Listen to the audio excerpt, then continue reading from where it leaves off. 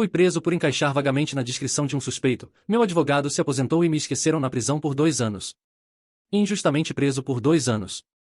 Agora estou livre, mas tudo o que construí foi. Eu, 27 anos, sinto como se estivesse vivendo em algum tipo de pesadelo do qual não consigo acordar. 2 anos da minha vida se foram, e não por algo que fiz, mas porque o sistema simplesmente se esqueceu de mim. Tudo começou quando eu tinha 25 anos. Estava voltando para casa das minhas aulas noturnas na faculdade comunitária. Eram cerca de 21h30 e eu tinha acabado de terminar uma prova. Lembro de estar cansado, mas também orgulhoso, porque achei que as coisas finalmente estavam se encaixando para mim.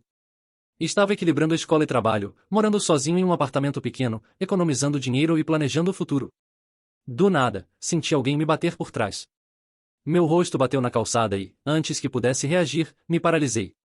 Pensei que estava sendo assaltado até ouvir alguém dizer que eu estava preso. O cara não estava usando uniforme e eu não tinha ideia do que estava acontecendo. Acontece que houve um assalto em uma loja de bebidas a alguns quarteirões de distância e eu me encaixava na descrição. Eu nem estava perto da cena. Nem sabia que o crime tinha acontecido até me contarem. Mas a partir daquele momento, não importava o que eu dissesse. Disse a eles que estava voltando da escola. Tinha minha carteira, mochila com livros, anotações e lição de casa entregue naquela noite. Nada disso importou. Fui empurrado para o sistema como se já fosse culpado. Os primeiros dias foram os piores. Não fui processado imediatamente, então fiquei em uma cela de detenção, sentindo como se tivesse desaparecido da face da terra. Ficava pedindo uma ligação telefônica. Ficava pedindo para alguém me ouvir. Eles me ignoravam.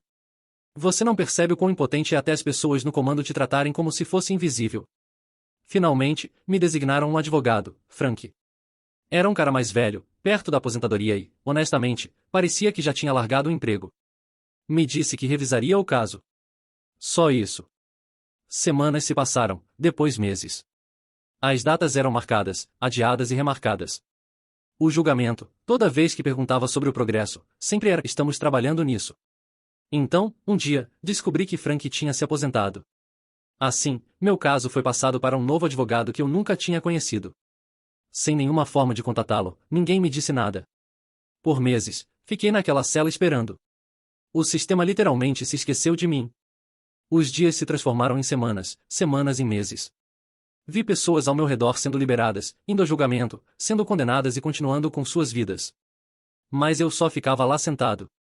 Parecia que estava pagando por um crime que não cometi, sem nem mesmo a dignidade de uma condenação, apenas apodrecendo enquanto o mundo exterior seguia em frente sem mim. E o mundo exterior seguiu em frente. Quando finalmente tive notícias do meu novo advogado, quase 2 anos depois, eu não tinha mais nada. Meu emprego já tinha me demitido há muito tempo. Meu apartamento tinha sumido. Fui expulso da escola. Meus amigos pararam de responder depois de um tempo. Até alguns parentes começaram a se distanciar porque achavam que eu devia ter feito alguma coisa. Por que mais te manteriam na cadeia? Quando finalmente fui ao tribunal, esperava algum alívio. Em vez disso, me senti completamente vazio. O juiz olhou para mim, deu uma olhada rápida no meu arquivo e disse: erros foram cometidos. Vamos seguir em frente. Nenhum pedido de desculpas, nem reconhecimento pelos 2 anos que fui enterrado vivo por negligência. Apenas erros foram cometidos. Perdi o controle. Demiti meu advogado ali mesmo no tribunal. Disse ao juiz que não tinha mais fé no sistema. Ele me disse que era uma má ideia, mas deixei claro. Fui preso por estar voltando da escola para casa. O devido processo legal me foi negado. Estava sentado em uma cela com minha vida apodrecendo. Exigi ser liberado, pelo menos sob fiança. Surpreendentemente, o juiz concordou, embora parecesse nervoso. O promotor tentou objetar, mas sem evidências. Eles não tinham muito fundamento. Fixaram a fiança em $5.000. Agora estou fora, ficando com alguns parentes que foram gentis o suficiente para me receber, mas não é um lar. Parece temporário. Minha vida antiga se foi. Meu futuro, aquele pelo qual trabalhei tanto, parece roubado. Acordo toda noite suando, pensando que ainda estou naquela cela. O pior é que as pessoas me tratam diferente agora. Mesmo que eu nunca tenha sido condenado, mesmo que não haja nada me ligando àquele assalto, as pessoas olham para mim como se eu fosse perigoso. 2 anos na prisão deve significar alguma coisa. Nem mesmo recebi um pedido de desculpas. Há apenas silêncio. Um dos meus velhos amigos veio até mim dizendo: ainda precisa de um advogado e ele conhece alguém que é bom. Disse a ele: não confio mais em nenhum deles. Frank me deixou apodrecer. O segundo advogado nem se importou em me conhecer até 2 anos passarem. Por que deveria confiar em mais alguém? Mas a verdade é que estou com medo. Não sei como lutar contra isso sozinho. Não sei como me reconstruir e não sei se um dia terei justiça pelo que aconteceu comigo. Só sei disso. 2 anos da minha vida foram roubados porque estava voltando da escola para casa. E ninguém, nem a polícia, nem os advogados, nem o juiz, assumiu a responsabilidade. Nem sei por que estou postando isso. Talvez só para desabafar. Talvez para lembrar as pessoas que o sistema não se importa com você, porque sou prova viva disso. Atualização em já se passaram algumas semanas desde minha postagem original e eu queria poder dizer que as coisas mudaram. Mas a verdade é que às vezes parece que ainda estou naquela cela, mas sem as grades. Tenho me candidatado a empregos sem parar. Aluguel, depósitos, serviços de alimentação, qualquer coisa. Toda vez que passo pela inscrição, as coisas desmoronam durante a entrevista. Ou me perguntam abertamente sobre a lacuna na minha história ou me olham daquele jeito quando descobrem que fui preso. Mesmo que eu nunca tenha sido condenado, a sombra disso me assombra. É como se os 2 anos que passei na prisão tivessem deixado uma mancha permanente no meu nome. Ninguém quer apostar em mim. É humilhante. Saio dessas entrevistas me sentindo cada vez menor. Em algum momento, pensei em desistir, aceitar que essa era minha vida agora, dormindo no sofá de um parente, tentando não ser um fardo, vendo o mundo seguir em frente sem mim. Mas meu amigo insistiu que eu procurasse o advogado dele. Disse que o cara era especialista em casos nos quais as pessoas foram tratadas injustamente. Não estava convencido. Já tinha sido prejudicado por 2 advogados e a ideia de passar por isso novamente me dava enjoo. Mas depois de mais uma rejeição, pensei em o que é mais uma decepção. O escritório ficava em um shopping center. Só isso já me fez querer dar meia volta e sair. Estava esperando um lugar sujo e de segunda categoria, um cara barato que nem conseguia manter as luzes acesas. Mas me forcei a entrar. A primeira coisa que notei foi a senhora mais velha na recepção. Parecia a avó de alguém, falando com uma voz gentil e olhos bondosos. Sorriu calorosamente e perguntou se eu precisava de ajuda. Disse que tinha ido falar com o advogado que meu amigo recomendou. Ela acenou, me disse para sentar e voltou ao trabalho. Sentei lá, inquieto, olhando para o chão. A cada minuto que passava, minha frustração aumentava. Pensei em isso é estúpido. Nem deveria estar aqui. Ninguém vai me ajudar. Eles nunca ajudam. Estava prestes a levantar e sair quando quase esbarrei em alguém, um homem. Estava parado lá como se estivesse me esperando. Steve, disse, estendendo a mão. Fiquei paralisado por um segundo antes de cumprimentá-lo. Seu aperto era firme, seus olhos afiados, como se estivesse lendo tudo sobre mim com um único olhar. Murmurei que estava prestes a sair, mas ele balançou a cabeça. Você está aqui para conversar, então converse. Aspas. Disse a ele que não tinha dinheiro. Ele sorriu. Não te pedi dinheiro. Então, sem espaço para discussão, me guiou até seu escritório. A senhora mais velha me trouxe uma xícara de chá de camomila. No início, achei estranho alguém oferecer chá no escritório de um advogado, mas bebi mesmo assim. Quase imediatamente, o nó no meu peito se afrouxou. Não tinha percebido quão tenso estava até aquele momento. Steve se recostou na cadeira e gesticulou para eu começar. Então, comecei. Contei tudo. A prisão, a forma como fui esquecido no sistema, a espera interminável, como meu primeiro advogado se aposentou sem aviso prévio, como o substituto mal reconheceu minha existência e como só ouvi uma vez no tribunal quando o demiti. Steve não disse muito. Apenas ouviu. Ouviu de verdade. Seus olhos escureceram enquanto eu falava, não com descrença, mas com raiva, como se cada detalhe que compartilhei fosse mais um peso lançado sobre ele. Quando terminei, ele perguntou os nomes dos advogados, do juiz, dei todos eles. Ficou em silêncio, me olhando com uma intensidade que me deixou desconfortável.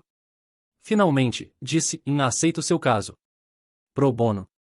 Pisquei, certo de que tinha ouvido errado. Advogados não fazem coisas de graça. Advogados de verdade não. Mas quando olhei ao redor do seu escritório, percebi que não era uma operação improvisada. Suas prateleiras estavam cheias de livros jurídicos e arquivos organizados, resultados de casos emoldurados na parede. Isso não era um golpe pequeno. Você está falando sério? Perguntei.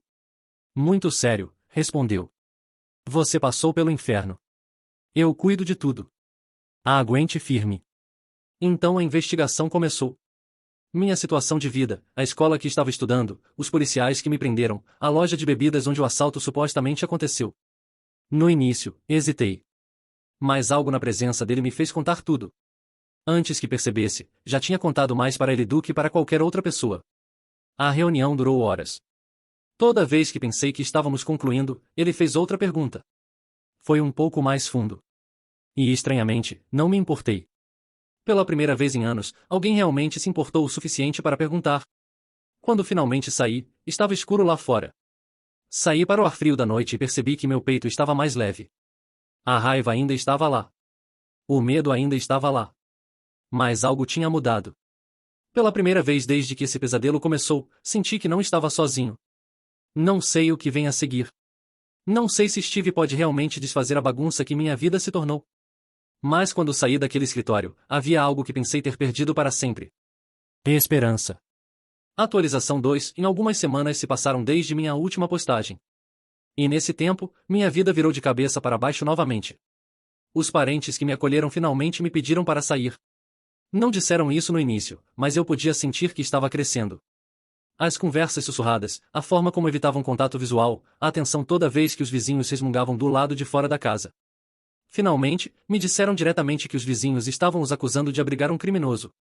Pior, meus sobrinhos e sobrinhas estavam sofrendo bullying na escola por minha causa. Crianças dizendo que o tio deles era um prisioneiro, um perigo, um problema. Quis negar, mas a verdade estava bem ali. Minha presença tinha envenenado as vidas deles. Não discuti. Empacotei o pouco que tinha, algumas roupas, alguns pertences pessoais que sobreviveram ao depósito, e saí. Carregando tudo nas costas, senti como se estivesse sendo apagado do mundo. Aquela primeira noite nas ruas me destruiu. Andei até minhas pernas cederem e finalmente desmaiei perto de uma esquina. Tentei ser invisível, embrulhado na minha bolsa como se fosse a única coisa que me mantinha vivo. O sono não foi fácil. Todo som me fazia estremecer. Todo passo me fazia me preparar para problemas. Meu amigo, aquele que me falou sobre Steve pela primeira vez, queria ajudar, mas seus pais o impediram. Disseram para ele ficar longe de mim. Ele estava dividido, mas no final, sangue é mais forte que amizade. A única coisa que conseguiu fazer foi me dar dinheiro para comprar comida antes de sua família trazê-lo de volta. Não o culpei, mas senti a dor de ser empurrado ainda mais para o isolamento. Uma noite, acordei com alguém tentando pegar minha bolsa. Entrei em pânico, agarrando-a desesperadamente, gritando até o suposto ladrão recuar. Foi então que a polícia apareceu, lanternas cortando a escuridão. Meu corpo inteiro congelou, meu peito travou. Pensei que era isso, que me arrastariam novamente e eu desapareceria no sistema por mais 2 anos. Não quero problemas, disse, tremendo, segurando minha bolsa como um escudo. Um deles perguntou se eu estava bem, perguntou se precisava de ajuda, mas algo em mim se instalou. Todo o medo, toda a raiva vieram de uma vez. Gritei para eles ficarem longe de mim. Disse que já tinham destruído minha vida, que fui preso apenas por andar na calçada e esquecido por 2 anos como se não fosse nada. Minha voz falhou e percebi que estava tremendo tanto que não conseguia ficar de pé. O policial levantou as mãos, a voz calma, e não estamos aqui para machucá-lo, apenas respire, estamos aqui para ajudar, mas não conseguia acreditar nele, não conseguia confiar em ninguém de uniforme. Me senti encurralado, como se as algemas voltassem a qualquer segundo. Fiquem longe de mim, gritei antes de fugir correndo. Esperava ouvir luz me perseguindo, sentir mãos me agarrando, ver luzes piscando, mas nada aconteceu. Eles me deixaram ir. Não dormi o resto da noite. Acordei, com o coração acelerado, meus olhos focados em cada som, repetindo toda a cena várias vezes. O medo parecia interminável, como se estivesse preso em um pesadelo do qual não conseguia acordar.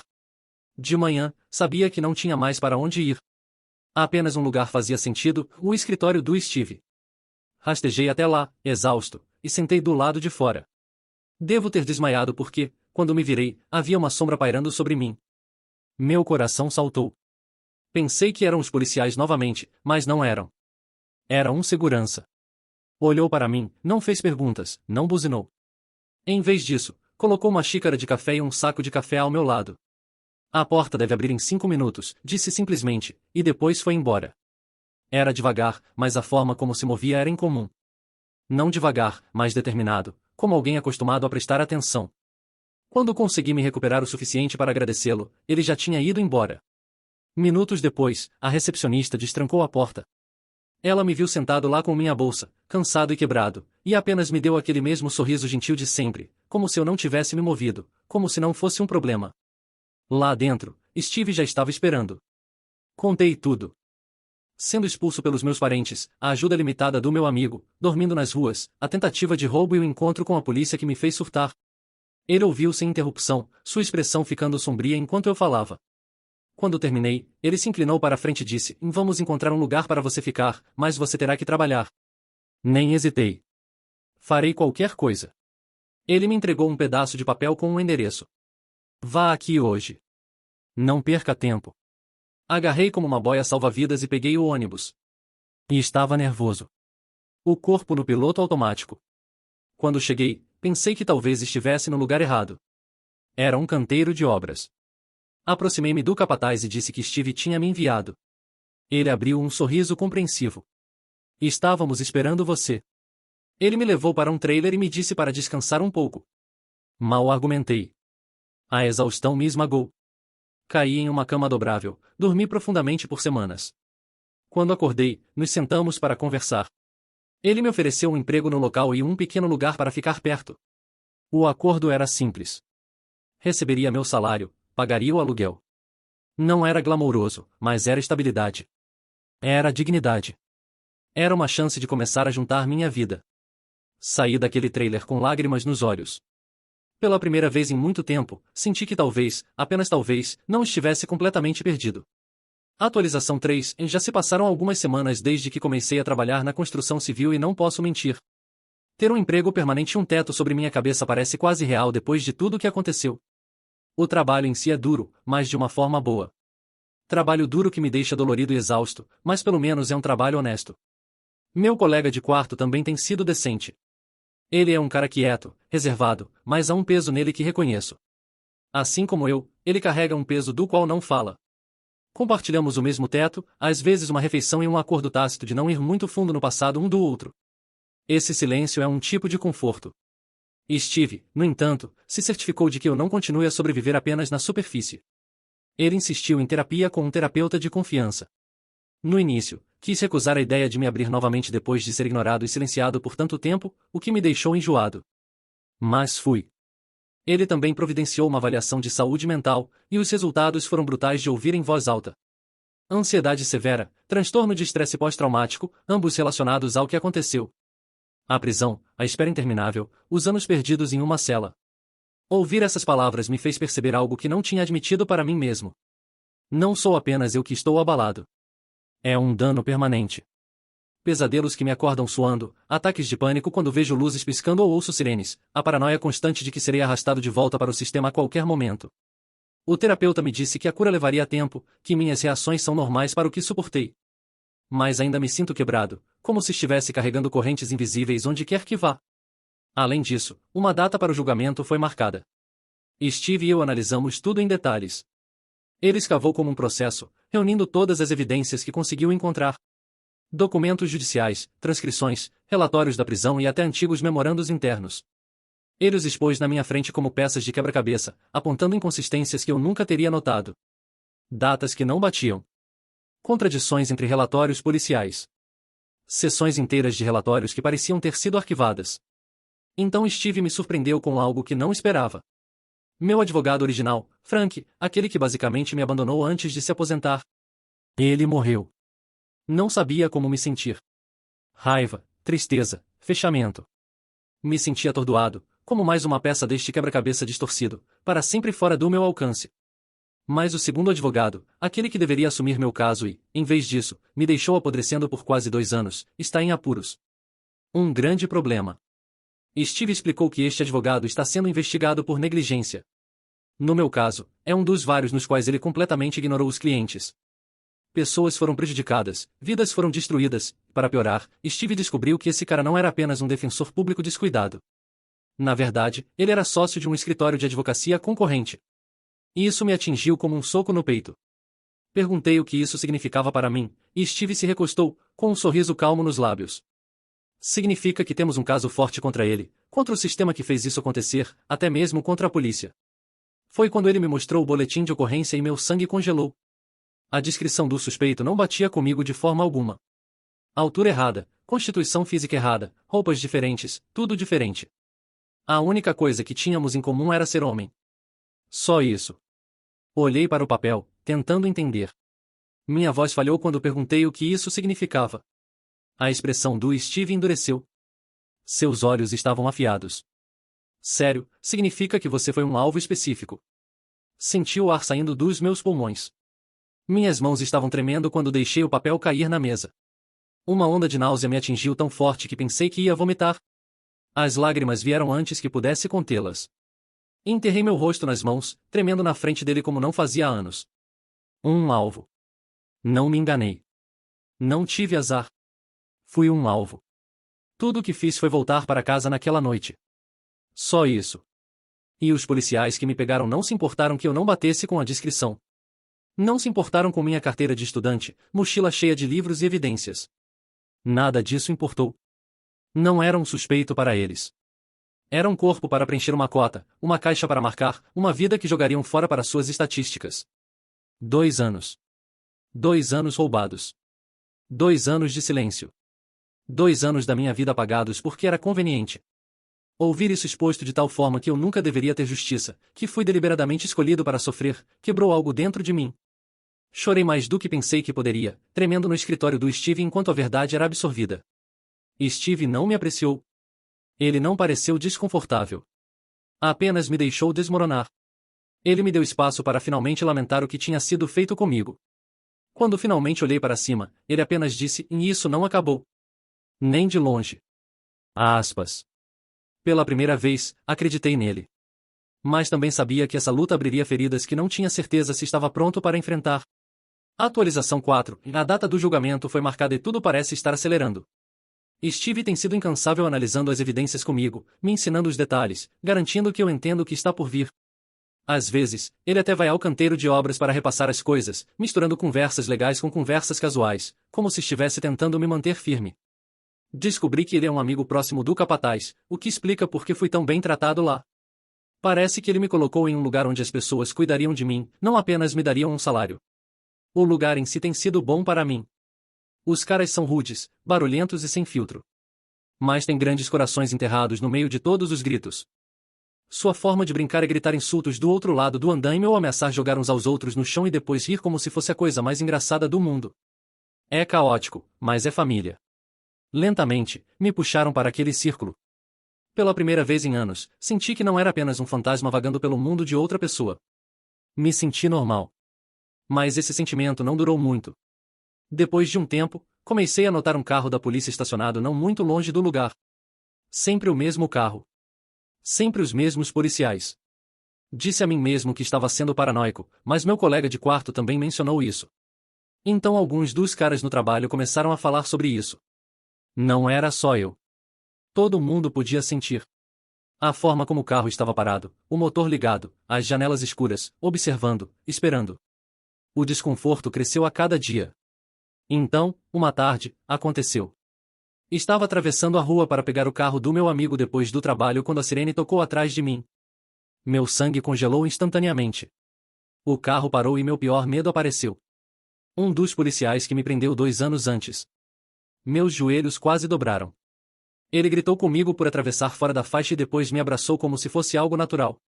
Nem consegui me mover. Meu corpo congelou. Minha mente ficou em branco. Meu amigo tentou argumentar, mas os policiais o silenciaram com um sussurro. Saia disso. Então o policial se inclinou mais perto, sua voz baixa o suficiente para eu ouvir.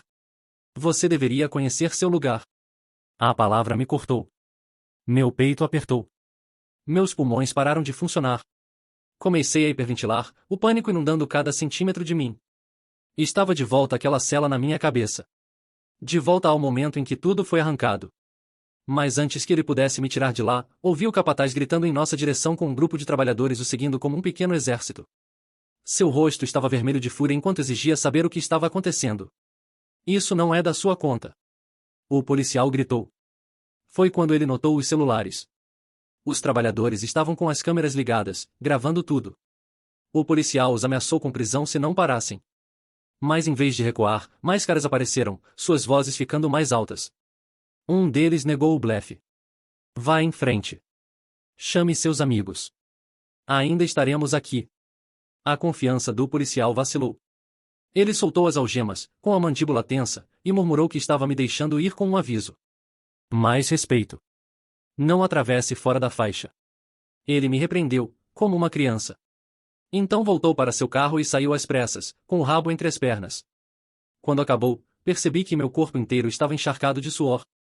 Estava tremendo tanto que dois caras tiveram que me segurar. Eles me levaram de volta ao lugar, suas vozes ásperas tentando me acalmar, dizendo que eu não estava sozinho. Meu amigo apertou meu ombro, seus olhos ainda cheios de raiva e descrença. Pouco depois, Steve apareceu. O policial o chamou imediatamente. Nunca vi Steve tão furioso. A serenidade do seu rosto desapareceu, dando lugar à fúria. Quando soube que era o mesmo policial que me prendeu 2 anos atrás, ele cerrou o punho tão forte que pensei que fosse quebrar a caneta no meio. Então, depois de muito tempo, ele sorriu. Não um sorriso amigável, mas do tipo que me dá arrepios na espinha. Eles estão com medo, ele simplesmente disse. É por isso que estão observando. É por isso que estão tentando atirar em você. Desde aquele dia, os caras do lugar têm uma missão de me proteger. Não me deixam andar sozinho mais. Eles mudam de veículos quando me dão carona para despistar qualquer um que possa estar me seguindo. Toda vez que aquele carro aparece agora, alguém tira o celular e tira fotos com carimbos de data e hora. Evidências. Provas. Significa tudo para mim, mas não apaga minha ansiedade. Quanto mais próxima fica a data do julgamento, mais pesado fica o peso no meu peito. Toda sirene me faz estremecer. Toda batida na porta me congela. Algumas noites fico acordado, convencido de que me arrastarão de volta antes mesmo que eu tenha a chance de aparecer diante do juiz. Mas desta vez não sou apenas um nome esquecido na cela. Desta vez, tenho Steve. Tenho o capataz. Tenho minha equipe no lugar. E tenho pessoas dispostas a lutar ao meu lado. Ah, o medo não foi embora. Mas, pela primeira vez, o sistema não é o único lado com poder. Atualização 5. Steve tem trabalhado sem parar se preparando para a próxima audiência no tribunal. Ele é meticuloso. Cada detalhe, cada relatório, cada inconsistência que consegue encontrar está sendo alinhada como dominós. Mas enquanto ele está focado no caso, notei algo mais se infiltrando na minha vida. Sinto como se estivesse sendo observado. No início, pensei que era paranoia. Passei por muito para relaxar completamente, mas o sentimento continuou crescendo. Toda vez que ia ao escritório do Steve, parecia que havia um carro da polícia estacionado em algum lugar próximo. Nem sempre no mesmo lugar, mas sempre perto o suficiente para notar. Disse a mim mesmo que estava imaginando até as ligações começarem. Amigos e família começaram a me contatar. Eles me disseram que a polícia estava fazendo perguntas sobre mim. Se eu estava agindo de forma estranha. Se estava usando drogas. Até vasculhando meu passado como se estivessem desesperados para encontrar algo, qualquer coisa, para me culpar. Alguns vizinhos me disseram que também foram interrogados. As palavras doeram mais do que esperava. Estavam tentando construir uma imagem minha como instável, perigoso, não confiável. Foi quando realmente parei de dormir. Todo o som de fora da minha janela parecia uma ameaça. Toda batida na porta me fazia congelar. Meu peito ficava apertado. Meu coração nunca desacelerava. Uma noite, não aguentei mais. Pensei que uma caminhada poderia limpar minha mente. Disse a mim mesmo que não era nada, que estava seguro. Mas sair foi o maior erro que poderia ter cometido. Pouco depois de sair, vi um carro da polícia estacionado não muito longe da minha casa. Meu estômago inchou. Caminhei mais rápido, tentando chegar em casa. Mas o caminho mais curto de volta era na direção deles. Foi quando vi seus faróis se acenderem. O carro começou a se mover na minha direção. Meu sangue congelou. Entrei em pânico e corri. Não pensei, apenas me movi. Pernas queimando, pulmões pegando fogo. Em puro desespero, corri para um prédio comercial, batendo na porta atrás de mim. Meu peito gemia enquanto me curvava, tentando respirar. Um segurança se aproximou. E para minha surpresa, o reconheci. O mesmo guarda que tinha me dado café da manhã semanas atrás do lado de fora do escritório do Steve. Alívio misturado com terror enquanto implorava por ajuda, gemendo que a polícia estava me seguindo. Minha voz falhou. Devo ter soado meio louco. Me preparei para ele me mandar embora. Em vez disso, ele me disse para sentar. Sua voz era calma, firme, como alguém que tinha lidado com pânico antes. Minutos depois, os mesmos policiais entraram. Meu corpo inteiro ficou tenso. Era isso. Pensei que seria arrastado para fora, sem perguntas. Mas os guardas se adiantaram antes que pudessem me alcançar. O que aconteceu a seguir me surpreendeu. Os guardas permaneceram firmes. Ele perguntou diretamente por que estavam me seguindo. Qual era a razão, se tinham um mandado? Seu tom era firme, afiado, sem medo. Os policiais não gostaram. Vi sua raiva crescer. Um deles até ameaçou prendê-lo por atrapalhar os negócios da polícia. Mas o guarda não se moveu. Ele ressaltou que estávamos em propriedade privada e, a menos que houvesse um crime ativo, eles não tinham razão para estar lá. Se insistirem, disse, então chamem seu sargento. O ar estava tão tenso que pensei que punhos seriam disparados. Os policiais pareciam prontos para fazer algo imprudente. Mas então, do nada, eles recuaram. Saíram sem dizer mais nada, abalados e furiosos. Fiquei paralisado, ainda tremendo, tentando processar o que tinha acabado de acontecer. O guarda se virou para mim, com o rosto mais suave agora, e perguntou se eu estava bem. Consegui agradecê-lo, gaguejando em palavras. E até agradeci novamente pela comida e café de antes. Ele me dispensou com um simples "é meu trabalho".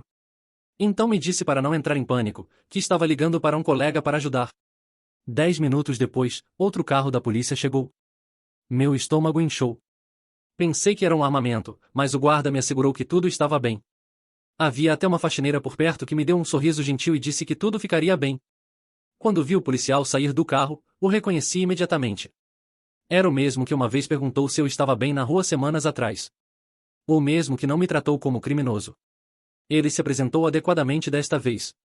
Policial Will.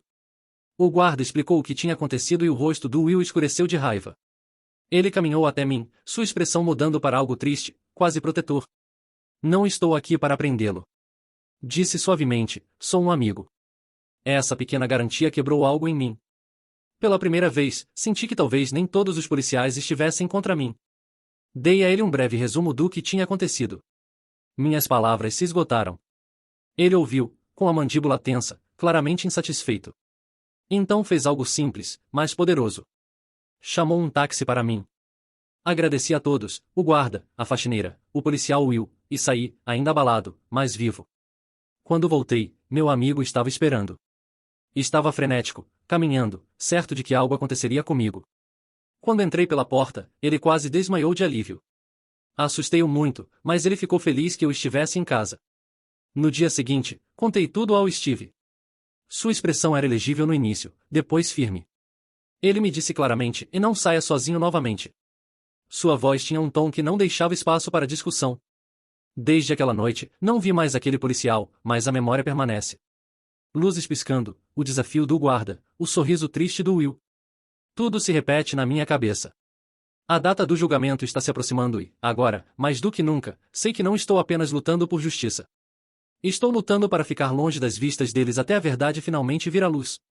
Atualização 6. Já se passaram alguns meses e o caso no tribunal finalmente chegou ao fim.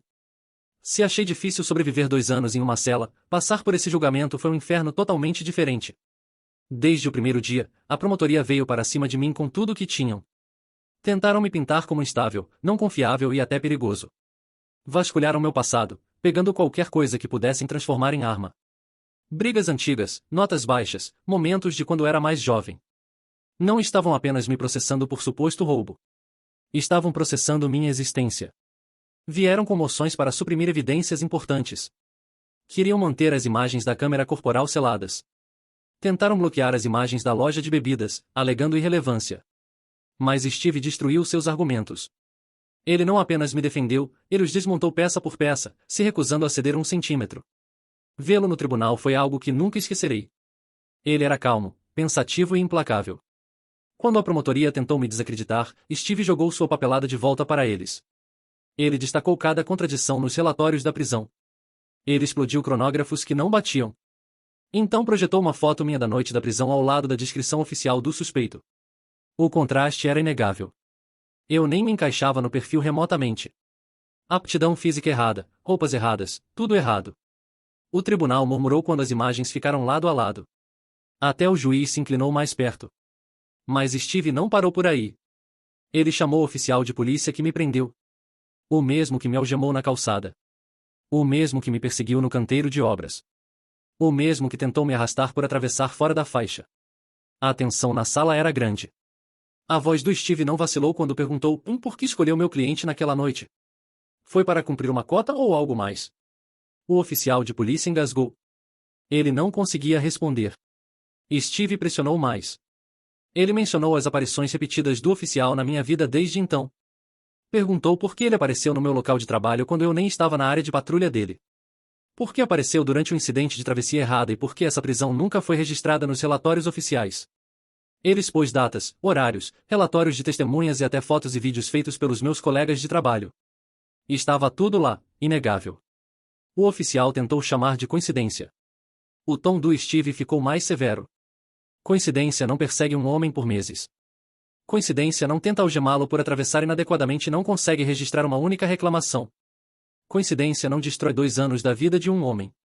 A promotoria tentou objetar, tentou proteger, mas Steve os interrompeu. Ele olhou nos olhos do juiz e disse: chega de atrasos. Chega de anos desperdiçados. Meu cliente é culpado ou inocente? O que é? O oficial murmurou que estava apenas fazendo seu trabalho. A resposta do Steve foi fria. Seu trabalho era fazer cumprir a lei. Em vez disso, você a destruiu. Você a destruiu. Houve silêncio no tribunal. Era possível sentir a mudança. A promotoria não tinha mais nada. Nenhuma evidência, nenhuma justificativa, nenhum caso. No final, eles cederam. Não tinham escolha, mas Steve não tinha terminado. Ele permaneceu firme e exigiu responsabilidade, compensação pelos anos roubados de mim, um pedido público de desculpas, meu arquivo limpo e consequências para o oficial que arruinou minha vida. O departamento de polícia reagiu, mas Steve os encurralou. Ele expôs o assédio que sofri mesmo depois de ser libertado, a perseguição, a intimidação, as tentativas de prisão. Deixou claro que se não agissem, o caso iria mais longe e o dano à reputação deles seria irreversível. Finalmente, eles desistiram. Meu arquivo foi oficialmente apagado. O departamento de polícia emitiu um pedido público de desculpas e o oficial que me atacou perdeu sua placa. Agora ele está enfrentando suas próprias acusações criminais. Quando o martelo caiu, foi como se as correntes tivessem sido cortadas de mim. Não saí do tribunal apenas caminhando. Respirei pela primeira vez em anos. Desde então, comecei a me reconstruir. Me mudei para um lugar melhor, pequeno, mas meu. O trabalho na construção me manteve de pé. Os caras de lá, não importa o quão rudes sejam, se tornaram como irmãos. Eles me lembram diariamente que não estou mais sozinho. Por enquanto, vou manter o emprego, mas Steve me encorajou a pensar grande.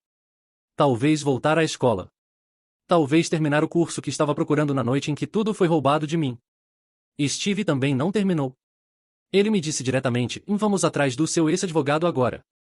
Aquele que me abandonou, que ignorou os processos, que me fez apodrecer. Steve está reunindo evidências. E pelo que deu a entender, as coisas estão ruins para o escritório.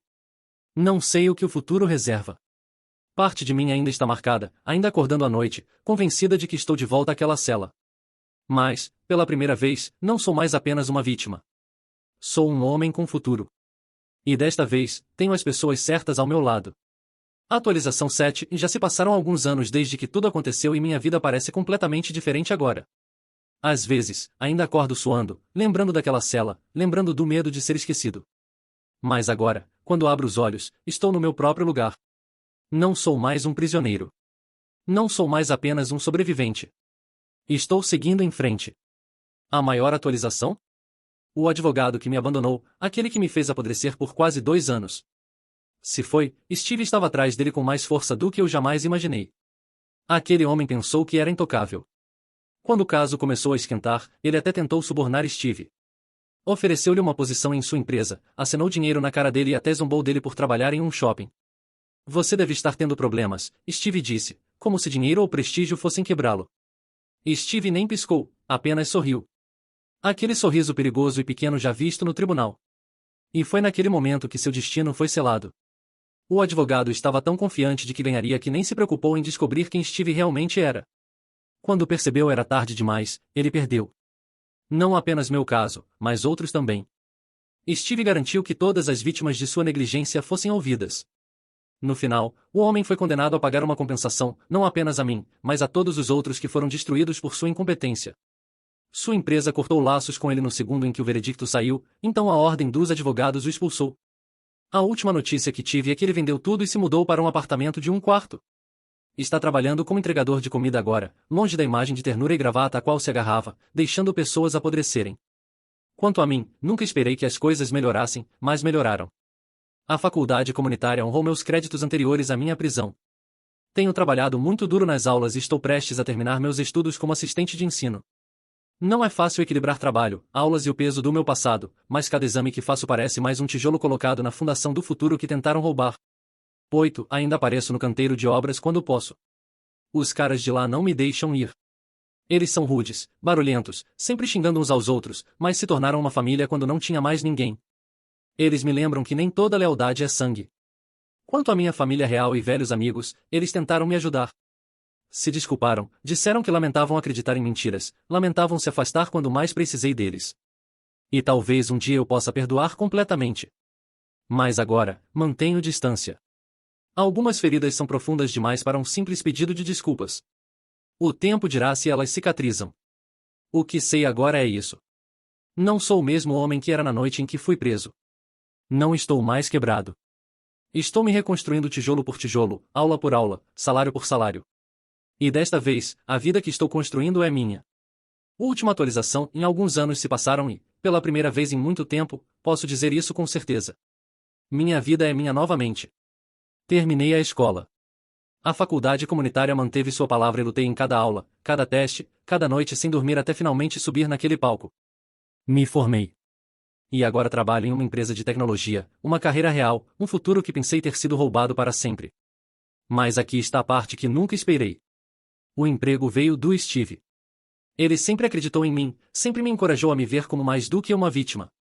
Quando a empresa de tecnologia começou, ele me ofereceu uma chance de embarcar. Quase disse não. Preocupado e não pronto, mas confiei nele.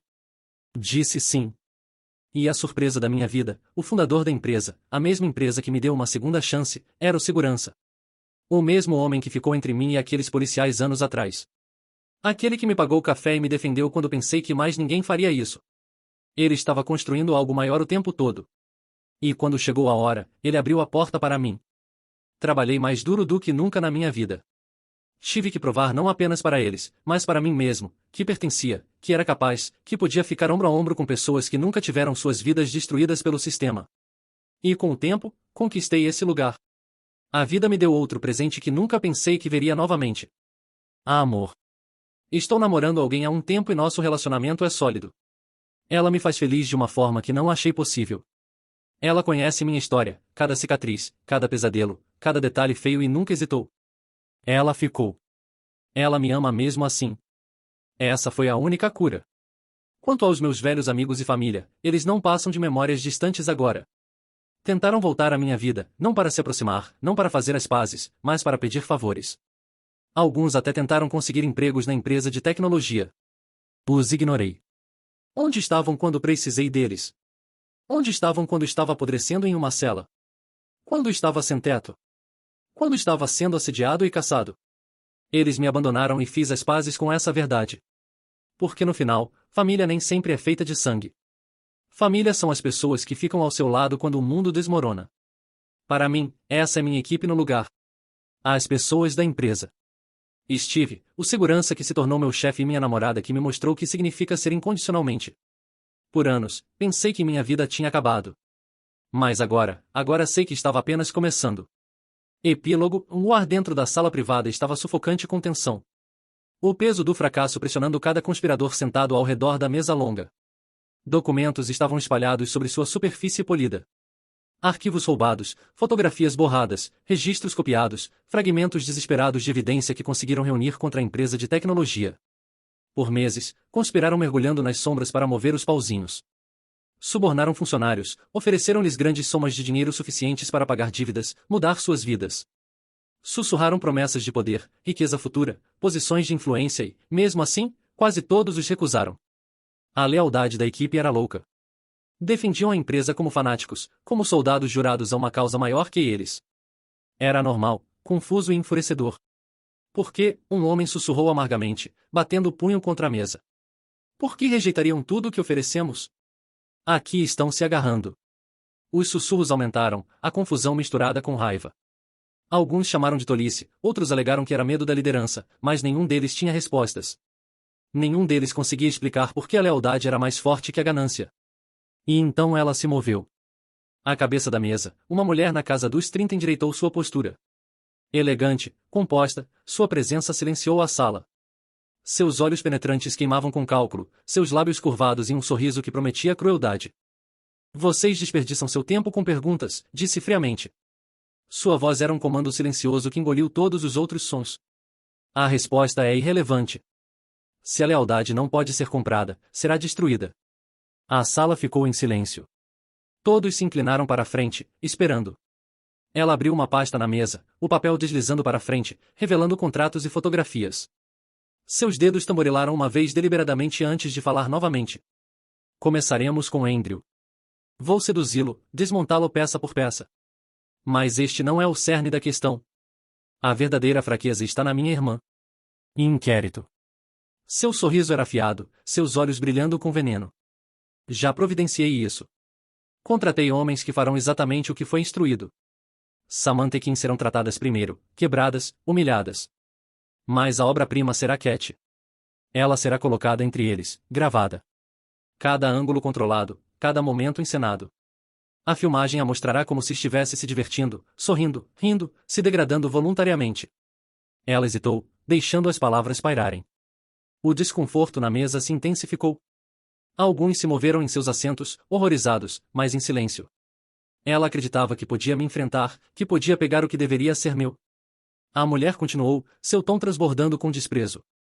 Quando o vídeo se espalhar, o mundo não verá força, eles não verão desafio, eles verão sujeira, eles verão sua queda e ninguém jamais a respeitará novamente. Sua voz ficou mais fria, mais dura. Quanto a Samantha e Kim, elas servirão como garantia. Sua ruína amplificará a vergonha de Kat, segurando-a. Seu sofrimento será um pano de fundo para seu colapso. Ela não será lembrada como vítima. Ela será lembrada como disposta, ansiosa, como nada. Um arrepio percorreu a sala, embora ninguém ousasse interromper. Se isso falhar, acrescentou seu sorriso retornando como uma faca desnuda. Ainda temos influência. A avó do Andrew, velha, frágil, amada, ela servirá como a chave final. Se Kat escapar das nossas mãos, se Andrew resistir, seguraremos a avó sobre a cabeça deles até que se curvem. O silêncio que se seguiu foi sufocante. Os conspiradores se entreolharam, mas não encontraram coragem em seus pares. Estavam perturbados, zangados, mas impotentes.